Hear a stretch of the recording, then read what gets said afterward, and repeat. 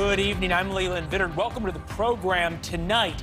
New political terrorism from the left, including the attempted assassination of Supreme Court Justice Brett Kavanaugh. Why Democratic politicians don't get blamed for the violence from their side. Plus, the unashamed hypocrisy of America's biggest companies. They claim solidarity with Pride Month while giving big money to politicians openly hostile to gay America.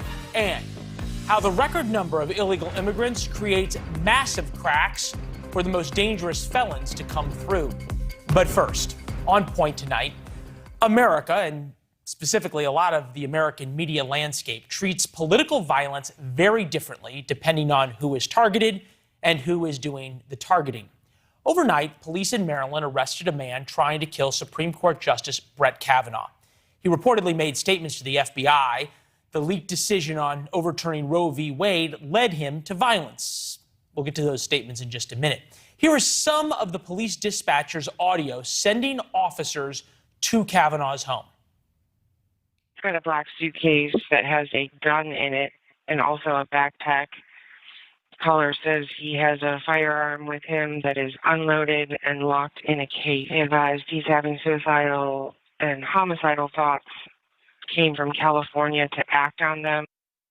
When police arrived, they found Nicholas John Roski, 26, from California, with a Glock 17 pistol, 2 magazines, ammunition, knife, pepper spray, crowbar, zip ties, duct tape, pistol light, hammer, screwdriver, and nail punch.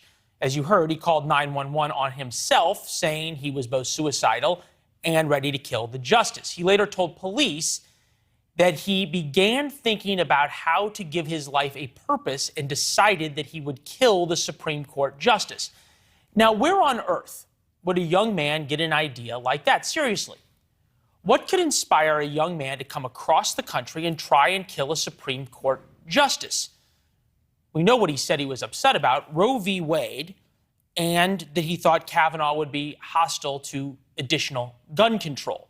Forget the irony, of course, that he had a gun with him while attempting to kill the justice. But, of course, no matter what this young man, a deranged individual, had in his mind, America's leading politicians could in no way have inspired him. I want to tell you, Gorsuch, I want to tell you, Kavanaugh, you have released the whirlwind, and you will pay the price. No one will be spared. We have to stop the extremism, the right-wingers. It's really quite a radical decision. I cannot tell you the outrage I feel at this decision. I'm not going to stop fighting. And let us fight with everything we have got. It was Lori Lightfoot, of course, the mayor of Chicago, who said that it was time for a call to arms. Hold those thoughts for a second. Now let's consider, just a year and a half ago, if back during Mr. Trump's fight to overturn the election, and that was a completely unguided and ridiculous thought, but if someone showed up outside a liberal Supreme Court justice's house, and this clearly misguided and troubled individual said he was inspired to kill the liberal justice to give their life purpose. Now, what if then Trump's chief of staff went on television later that day? The chief would be grilled. Forget disavow. The anchor would say Mr. Trump's irresponsible rhetoric led to this situation. But now we'll come back to present time. And shockingly, almost that exact scenario happened. Man arrested for trying to kill Supreme Court justice, chief of staff on television. Here is Ron Klain on TV with Nicole Wallace of MSNBC, just a couple of hours ago. It's a big interview. And there was not one question about the Kavanaugh attempted assassination, not one question about Democrats' rhetoric on Roe v. Wade, not one question if Democrats' rhetoric on Roe v. Wade might have inspired this deranged individual. The comparison between our hypothetical and what actually happened is not perfect. They never are. But it is perhaps informative, if not on point tonight.